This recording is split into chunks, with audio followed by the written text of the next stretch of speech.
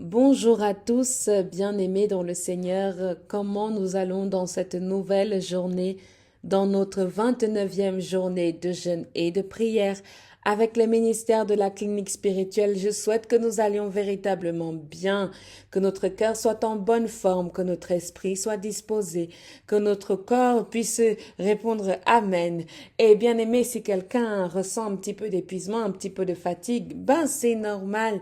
Tu arrives gentiment au bout de ce processus. 29 jours de jeûne et de prière, eh ben, ce n'est pas donné à tout le monde, hein, bien aimé dans le Seigneur. Ce n'est pas une chose facile à faire. Oui, nous parlons aujourd'hui de l'arche dans la traversée du Jourdain.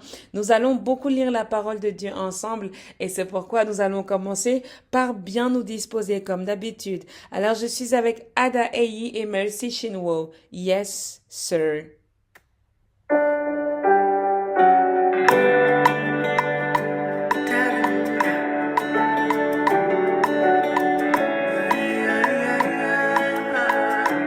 Lord Jesus, oh Lord Jesus, the King of Glory. My answer is yes, sir, yes, sir. Whatever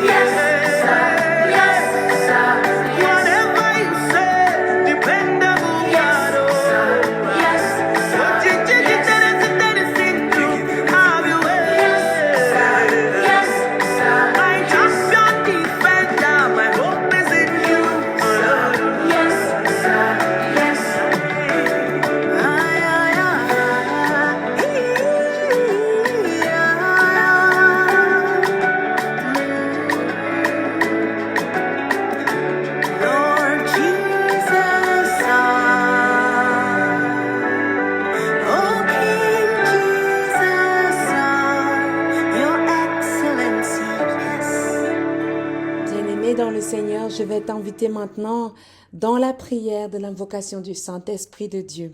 Nous allons beaucoup lire la parole de Dieu aujourd'hui, c'est pour ça que le temps de la louange et de l'adoration est légèrement raccourci, mais c'est parce que nous allons lire ensemble 3 chapitres dans le livre de Josué. Alors, avant toute chose, invoquons le Saint-Esprit de Dieu. Seigneur, notre Dieu, notre bon Père, nous te rendons grâce, nous te bénissons, nous te disons infiniment merci pour cette nouvelle journée dans ta présence, pour ton amour, Père éternel, pour ta grâce et ta parole, qui peut nous transformer, qui nous touche, qui nous renouvelle, qui nous restaure, Père éternel. Merci. Merci pour tout ce que tu as accompli au milieu de ton peuple que nous sommes. Prends possession de toutes choses, Seigneur, par ton Esprit Saint. Habite au milieu de nous, Seigneur. Viens siéger, Seigneur, au milieu de cette table du pain quotidien et enseigne à chacun d'entre nous, Seigneur, de te suivre selon la volonté de ton cœur. Avec ce que nous avons, Seigneur notre Dieu, nous savons que nous ne sommes pas entiers. Mais lorsque tu mets ta main dans ce que nous avons, lorsque tu ajoutes, lorsque tu nous touches, tu fais de nous des êtres totalement complets avec toi. Merci, Père éternel, pour ce moment que tu nous permets de nous approcher devant toi dans ce temps du pain quotidien. Cette 29e journée, Père éternel, dans ta présence pour nous est une joie, est un plaisir, un véritable plaisir d'être avec toi, auprès de toi. Merci Seigneur Dieu Tout-Puissant pour qui tu es, qui nous sommes, qui tu nous donnes de devenir chaque jour de notre vie. Au nom de notre Seigneur Jésus-Christ, que nous t'avons ainsi invoqué. Amen.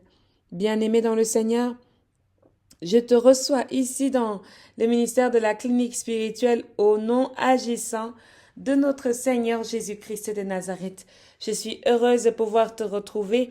Alors, comme je l'ai dit tantôt, nous allons recevoir la parole de Dieu dans les 3 premiers chapitres du livre de Josué. Alors, bien sûr, bien-aimés dans le Seigneur, je vous invite à préparer ces 3 chapitres dans votre Bible et à suivre la lecture qui va être faite. Merci de noter les passages qui vous intéressent. Et si quelqu'un va lire Josué pour la première fois, alors c'est ici une occasion vraiment d'avoir un stabilo, un crayon ou quelque chose pour noter. Amen. Nous lisons ensemble d'abord le chapitre 1er du livre de Josué. Josué, chapitre 1.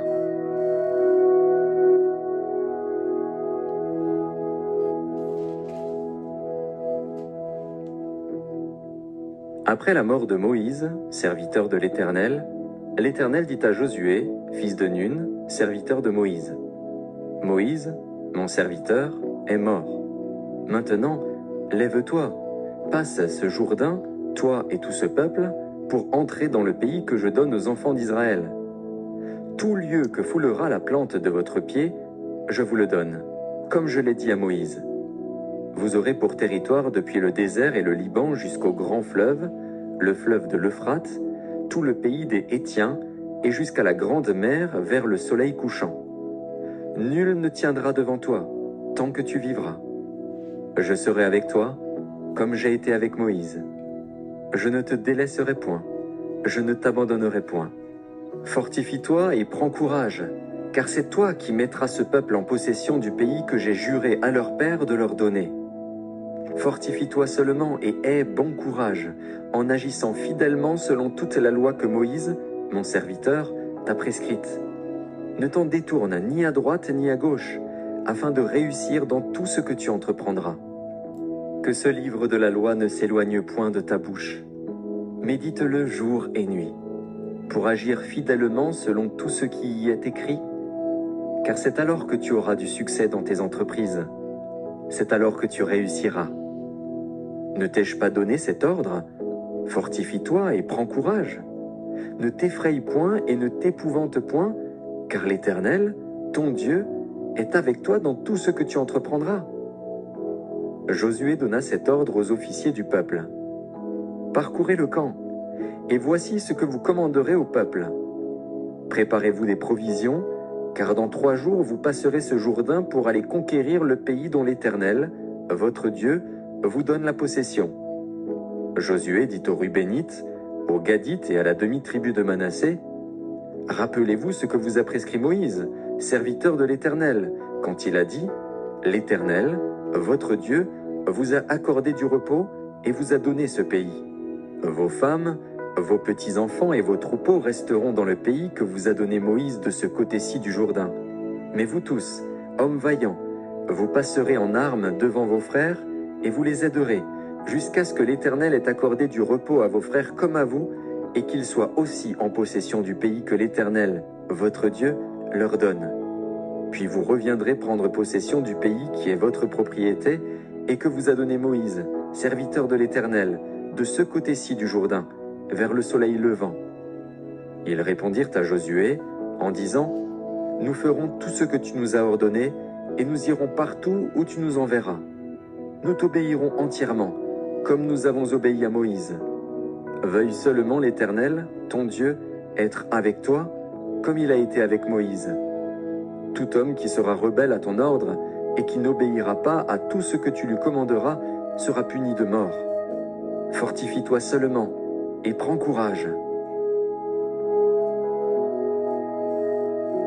Je vais nous inviter maintenant, bien-aimés dans le Seigneur, à recevoir le chapitre 2 du livre de Josué. Je vous invite à le préparer. Nous allons bien sûr entrer directement dans la lecture et préparer également le chapitre 3. Amen. Josué, chapitre 2.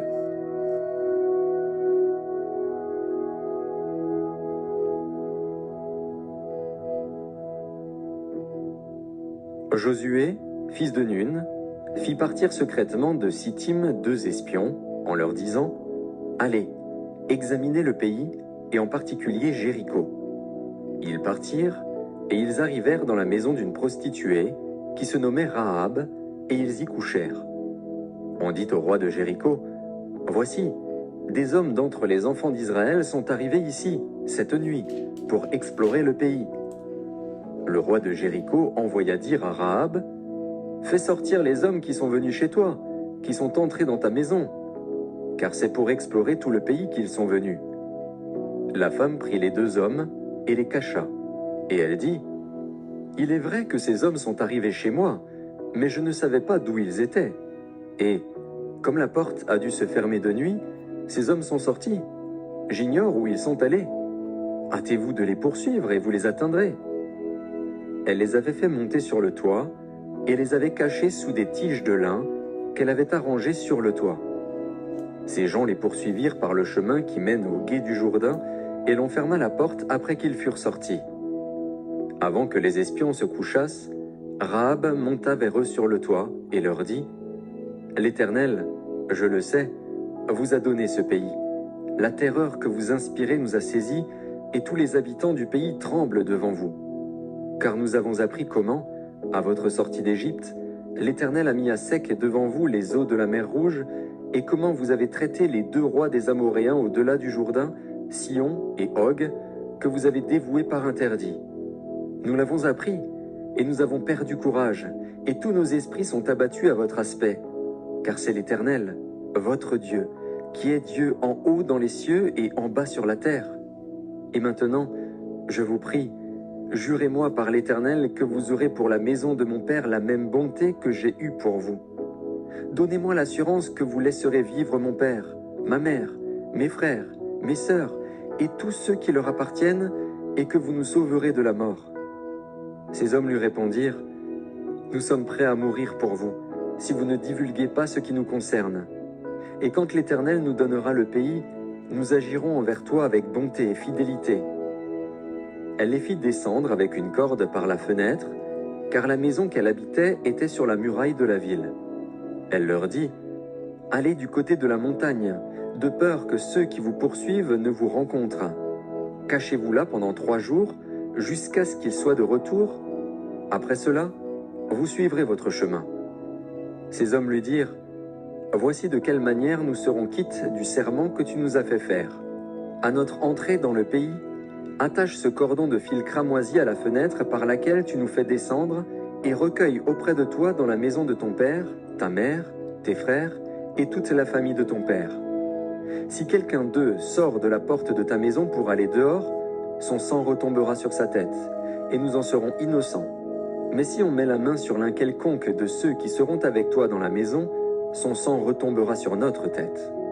Et si tu divulgues ce qui nous concerne, nous serons quittes du serment que tu nous as fait faire. » Elle répondit, « Qu'il en soit selon vos paroles. » Elle prit ainsi congé d'eux, et ils s'en allèrent.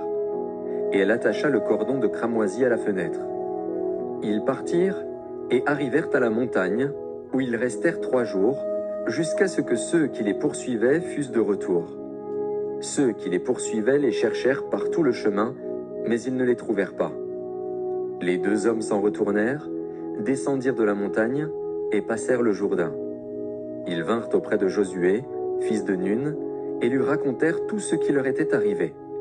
Ils dirent à Josué, « Certainement, l'Éternel a livré tout le pays entre nos mains, et même tous les habitants du pays tremblent devant nous. » Josué, chapitre 3.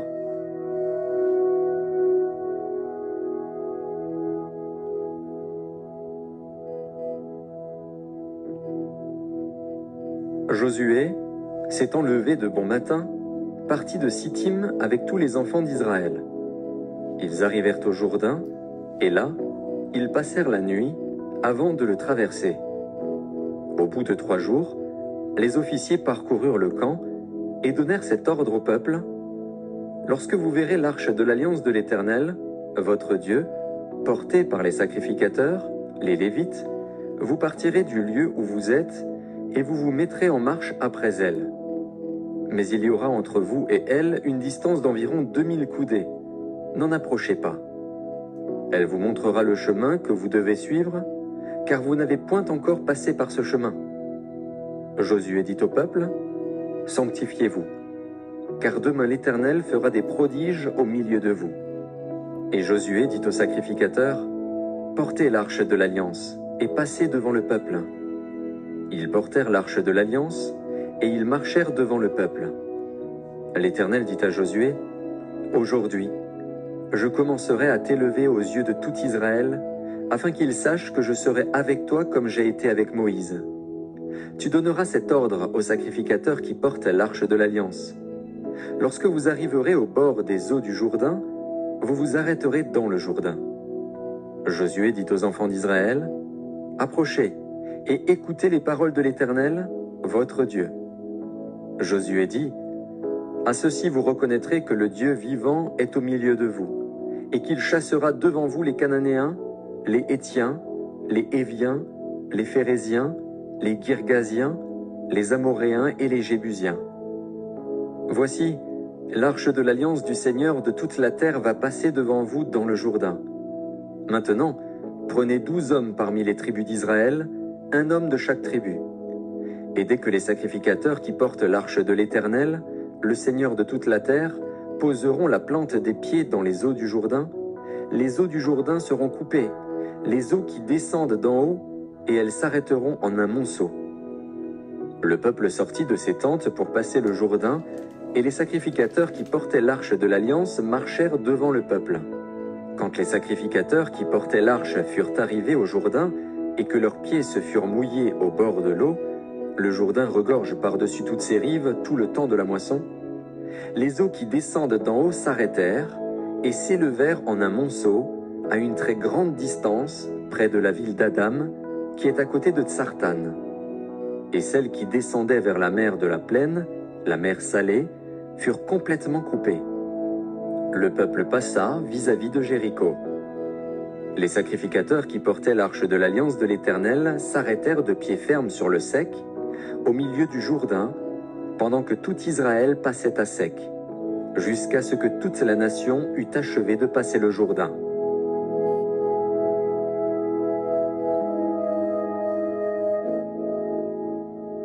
Parole du Seigneur, nous rendons grâce à Dieu. Bien-aimés dans le Seigneur, je nous invite à découvrir toutes ces lectures que nous avons partagées aujourd'hui.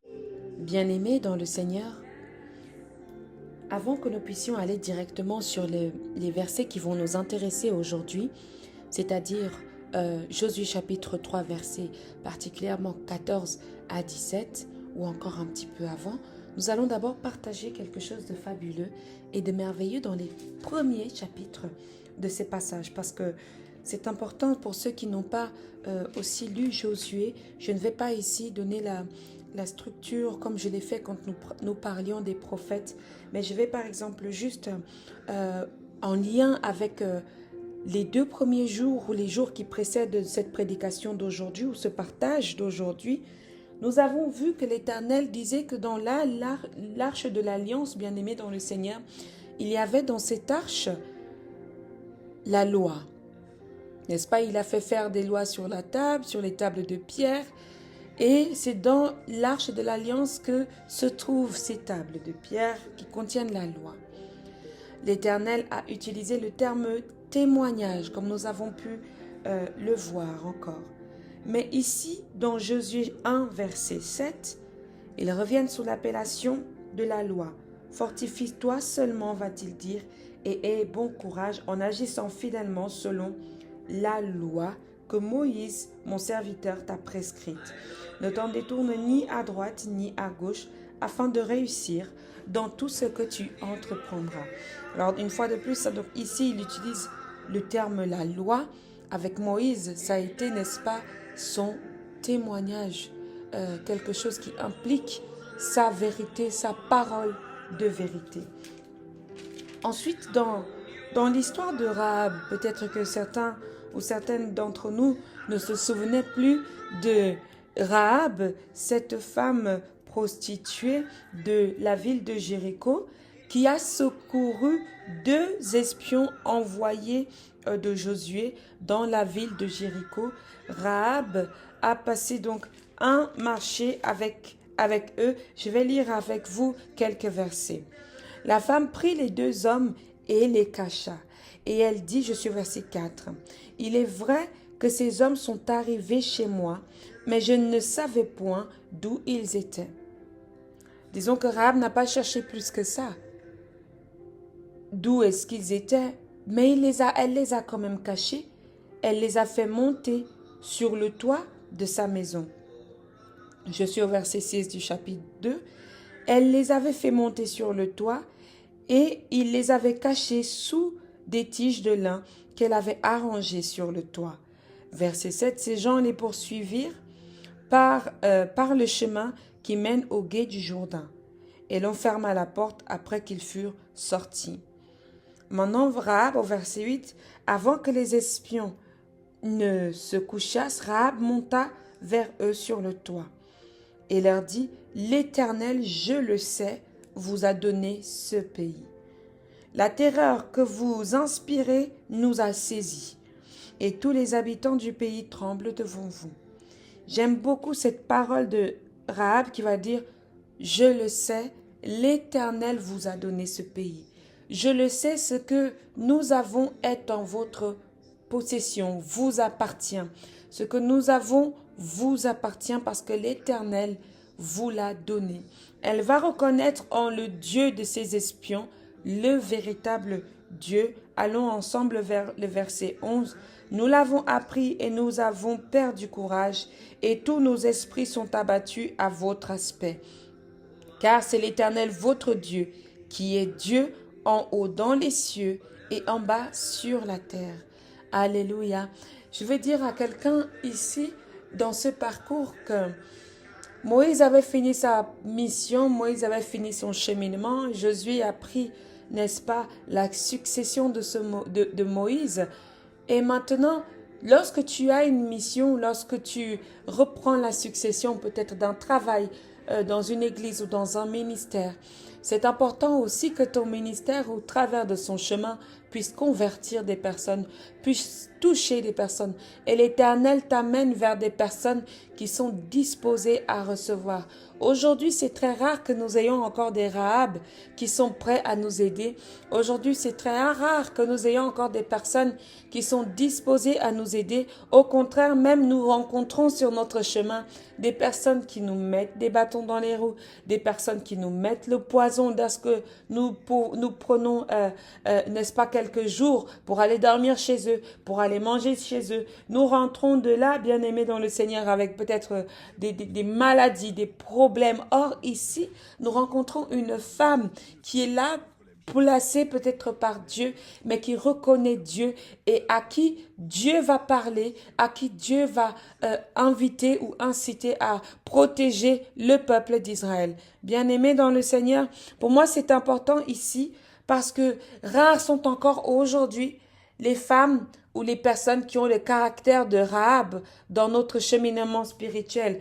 Rares sont encore ces personnes qui sont d'accord de nous héberger chez eux, de nous cacher, de nous prêter main forte, parce que nous avons besoin, parce qu'ils savent que certains combattent le bon combat, parce qu'ils savent que certains sont là pour la bonne cause et qu'ils savent que non, je suis dans le camp de l'ennemi, je suis dans le camp adverse, mais ceux que Dieu envoie sont des sauveteurs. Bien-aimés dans le Seigneur, c'est un peu comme voir une nouvelle génération d'étudiants en disant oui, ces étudiants que le Seigneur envoie sont des étudiants qui vont nous éclairer, sont des étudiants qui vont nous apporter quelque chose à notre manière de voir. Cette nouvelle génération est une génération qui vient pour sauver le pays, est une génération qui vient peut-être pour récupérer ce qui lui appartient. Bien-aimés dans le Seigneur, dans les différentes révolutions, eh bien, dans, par exemple, l'œcuménisme, il y a des mouvements qui ont été inspirés par des jeunes, inspirés par des groupes de jeunes. Bien-aimés dans le Seigneur, voir la personne qui arrive chez nous comme un allié plus qu'un adversaire peut être bénéfique dans ton cheminement de foi. Voir quelqu'un qui arrive comme un allié plus qu'un adversaire peut être bon. Et tu y as à gagner. Parce que qu'est-ce qui va se passer entre Rahab et ces hommes-là? Rahab va dire, et maintenant je vous prie, jurez-moi par l'Éternel, ce même Éternel que je reconnais qu'il vous a envoyé. Jurez-moi par l'Éternel que vous aurez pour la maison de mon Père la même bonté que j'ai eue pour vous. Alléluia, en échange, n'est-ce pas, de bons procédés. Verset 14, verset 13 même, elle va dire encore, donnez-moi l'assurance que vous laisserez vivre mon père, ma mère, mes frères, mes sœurs et tous ceux qui leur appartiennent et que vous sauverez, que vous nous sauverez de la mort. C'est-à-dire, dès que l'attaque va se faire, lorsque vous allez entrer dans le pays pour attaquer, promettez-moi que vous n'attaquerez pas ma maison et laisserez vivants mes parents. Verset 14, ces hommes lui répondirent, nous lisons ensemble, nous sommes prêts à mourir pour vous. Si vous ne divulguez pas ce qui nous concerne, et quand l'Éternel nous donnera le pays, nous agirons envers toi avec bonté et fidélité. Alléluia. Bien-aimés dans le Seigneur, vous convenez avec moi que ces paroles ici sont des paroles que nous devons être capables de dire à ceux qui nous prêtent main forte lorsque nous sommes dans les situations les plus compliquées, lorsque nous sommes dans le besoin, lorsque nous sommes, bien-aimés dans le Seigneur, dans un état de conquête, j'ai envie de dire, trouver des alliés qui comprennent ta mission et qui sont en mesure de t'aider dans cette mission. Même si cette aide est ponctuelle, comme ce que Rahab va faire. C'est-à-dire cette aide du moment-là, de cette période-là, de cet instant-là. Mais promettez-moi de donner la vie sauve à mon peuple, à ceux qui sont les miens. Alléluia. Le lendemain matin, nous sommes ici dans la traversée du Jourdain. Vous avez peut-être vu déjà quelque part que aujourd'hui nous parlons de l'arche. L'arche dans la traversée du Jourdain. Et c'est un phénomène assez incroyable, ces recommandations que Dieu va donner, parce que l'arche va précéder le peuple d'Israël et séparer encore les eaux. Bien-aimés dans le Seigneur, c'est assez merveilleux parce que nous allons voir dans cette image quelque chose que nous avons déjà vu dans les textes précédents.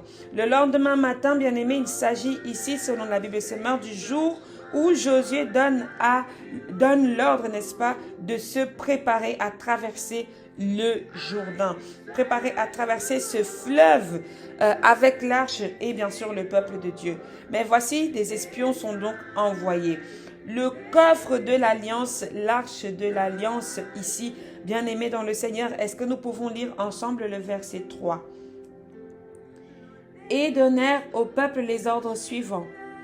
Quand vous verrez les prêtres lévites, ça c'est la version Semeur, emporter le coffre de l'Alliance de l'Éternel votre Dieu, Vous quitterez le lieu où vous vous êtes installés et vous le suivrez. C'est-à-dire que ce sont les Lévites ici qui vont de nouveau porter l'alliance. Nous avons dit que les Lévites sont ceux qui font partie des personnes qui sont dans le saint ministère, dans le sacerdoce. Ce sont les prêtres. Après la mort de Aaron, il y a eu vraiment la consécration de la maison de Lévi comme la maison des sacrificateurs. Et nous avons vu hier qu'il n'y a que eux qui ont la possibilité de s'approcher, n'est-ce pas maintenant, de l'arche de l'alliance.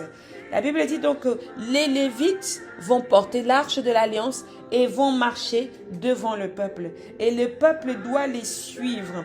Cet ordre de marcher, n'est-ce pas, devant le peuple. L'Éternel est celui qui va conduire le peuple.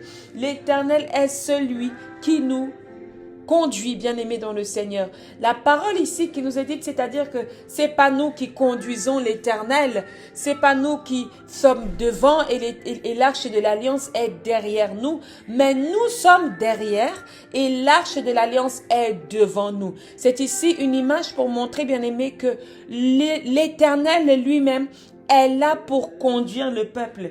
Et cela ne vous rappelle pas déjà quelque chose que Dieu a fait pour son peuple au milieu du désert? C'est la même chose. L'Éternel également va conduire le peuple lors de la traversée du désert et lors de la traversée du Jourdain. Est-ce que vous êtes avec moi sur cette thématique? La traversée du Jourdain avec l'arche de l'alliance. De cette même façon que l'Éternel Dieu dans le désert a conduit le peuple d'Israël, également devant le fleuve du Jourdain, l'Éternel va encore conduire son peuple. Il donne bien sûr une bonne distance avec l'arche de l'alliance et le peuple. Pourquoi? Pour conserver ici, bien-aimés dans le Seigneur, une sorte de sainteté du coffre. Ce n'est pas tout le monde qui doit s'y approcher, ce n'est pas tout le monde qui doit marcher à côté, c'est un peuple consacré qui doit y être et il doit y avoir une certaine distance. J'aime beaucoup parce que tantôt Dieu est proche, tantôt Dieu s'éloigne, tantôt Dieu maintient une certaine distance raisonnable, tantôt il nous dit non, vous pouvez vous approcher et me rencontrer à ce lieu, et non maintenant dans l'arche de l'alliance, dans cette traversée, l'Éternel veut garder une bonne distance avec le peuple. La Bible, lui, seconde, parle d'environ 2000 coudées en raison de la sainteté du coffre. Parce que oui, ce coffre, bien-aimé, nous avons bien compris sa dimension de la sainteté et la dimension de son importance. Est-ce que vous voulez bien venir avec moi dans le verset 5 de Josué chapitre 3? La Bible dit, Josué dit au peuple, sanctifiez-vous, car demain l'Éternel fera des prodiges au milieu de vous. La dimension de la sanctification, dans la version de Semeur, il parle de purification. Purifiez-vous. Purifiez-vous, lavez-vous, nettoyez-vous ou encore mettez-vous à part. Mettez-vous à part parce que demain est un jour où l'Éternel va faire voir ses prodiges au milieu de nous, son peuple. Alléluia, je suis avec vous, je partage avec vous différents versets jusqu'à ce que nous puissions atteindre la péricope qui nous intéresse particulièrement. Je vous avais déjà dit, bien-aimés dans le Seigneur, que la péricope est un ensemble de versets bibliques. Alléluia, je suis donc au verset 6. Et Josué dit aux sacrificateurs, portez l'arche de l'alliance et passez devant le peuple. Ils portèrent l'arche de l'alliance et marchèrent devant le peuple. Nous avons déjà donné donc la raison pour laquelle les sacrificateurs doivent marcher devant l'alliance, devant le peuple. Alors ici, il y a une mention également au verset 7. L'Éternel dit à Josué, aujourd'hui, je commencerai à t'élever aux yeux de tout Israël, afin qu'ils sachent que je serai avec toi, comme j'étais avec Moïse. Donc, comme la traversée de la mer des roseaux avait démontré la mission divine de Moïse, celle du Jourdain va également démontrer la main de Dieu, la présence de Dieu auprès de Josué. De la même manière que Dieu a été avec Moïse dans la traversée, vous vous souvenez, cette traversée de la mer Rouge, l'Éternel va aussi montrer dans cette traversée qu'il est avec Josué. Il est maintenant sous la forme de l'arche de l'Alliance et on va demander à l'arche de passer devant. Et qu'est-ce qui se passe? Est-ce que vous vous souvenez bien de cette lecture que nous avons partagée? Elle était longue, bien-aimée dans le Seigneur, mais elle était nécessaire.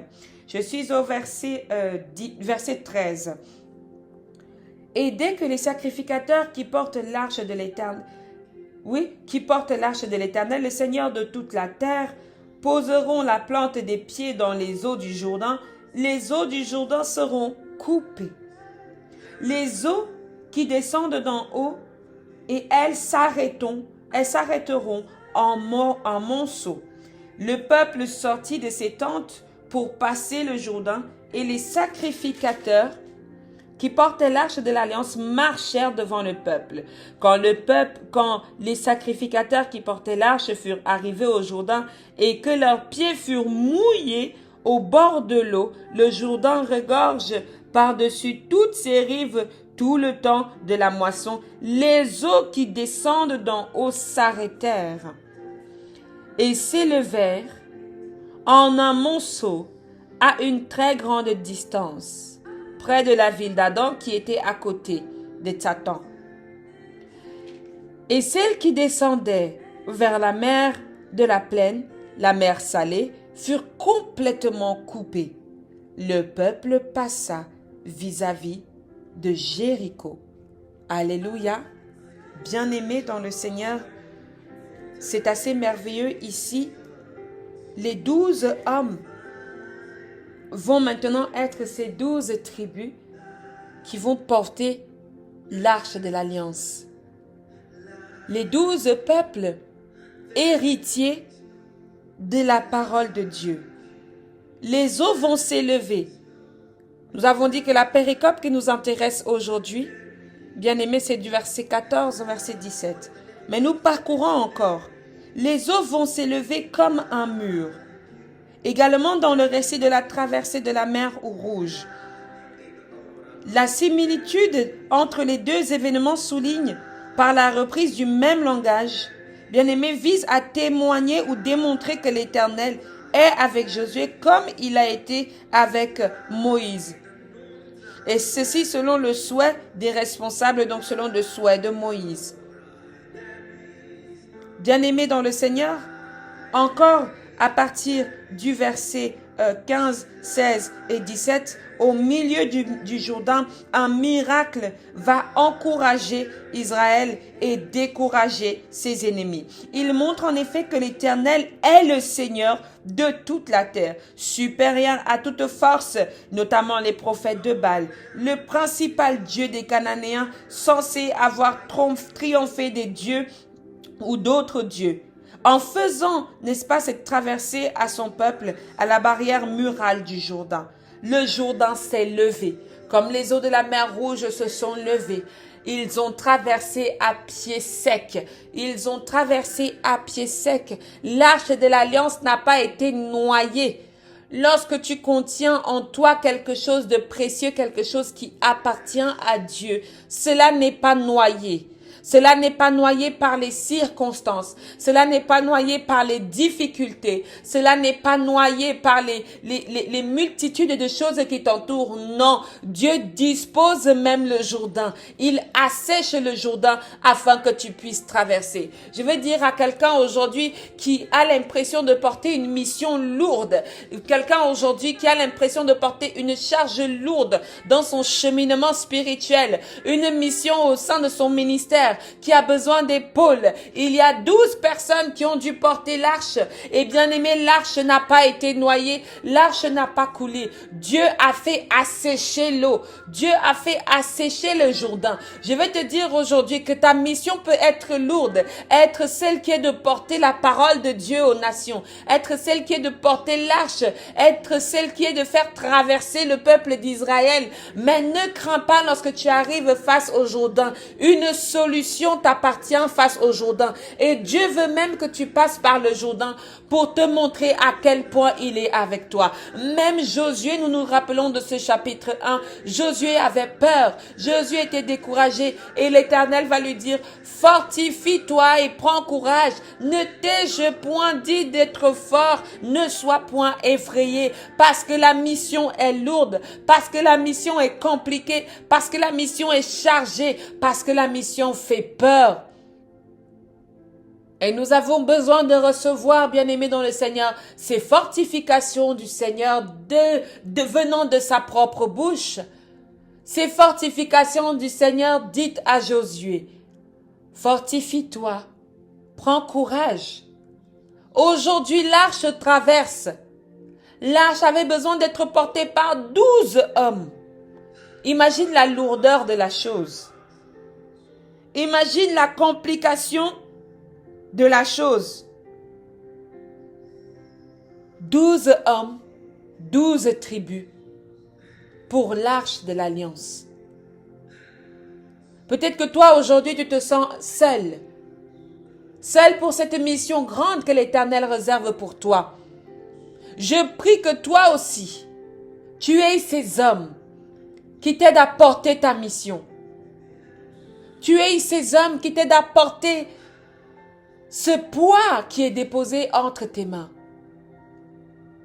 Un poids peut-être que tu es en train de regarder comme Josué a regardé, dans la crainte et la peur. Mais même le Jourdain, parfois Dieu peut te mettre face à Goliath, exprès juste pour que tu constates qu'il est Dieu. Ce Jourdain ici est là pour que Josué comprenne que l'Éternel est avec lui. Et pas seulement Josué, mais le peuple d'Israël. Ton ministère doit comprendre que Dieu est avec toi. Ton église doit comprendre que Dieu est avec toi. Les missions difficiles dans lesquelles tu opères sont pour faire comprendre encore à ceux-là qui sont incrédules, qui ne croient pas en toi, que Dieu est avec toi. Il va le faire comprendre au peuple d'Israël. Il va dire, afin que tout Israël comprenne aujourd'hui que je suis, n'est-ce pas, au milieu de vous. Est-ce que vous vous rappelez avec ce verset que nous avons lu où l'Éternel va dire, n'est-ce pas, afin que tout Israël comprenne, n'est-ce pas, que je suis avec vous. Israël qui est un peuple élu, une famille élue, une maison élue, mais qui aime pratiquer l'art du doute. L'art de l'impatience, manque de tempérance. Il faut tout faire rapidement ici, aujourd'hui et maintenant. Alors à quelqu'un qui est en train de douter dans Josué, douter de sa succession, de son ministère, douter de son appel, l'Éternel veut parler. Comme il a dit à Josué, aujourd'hui. Nous retrouvons ce passage. Il va dire au verset 7, aujourd'hui, je commencerai à t'élever aux yeux de tout Israël, afin qu'ils sachent que je serai avec toi comme j'étais avec Moïse. Qu'ils sachent que je serai avec toi comme j'étais avec ceux qui t'ont précédé. Est-ce que quelqu'un peut parler ou prier ou intercéder ou invoquer le nom de l'Éternel, le Dieu Tout-Puissant, aujourd'hui dans sa mission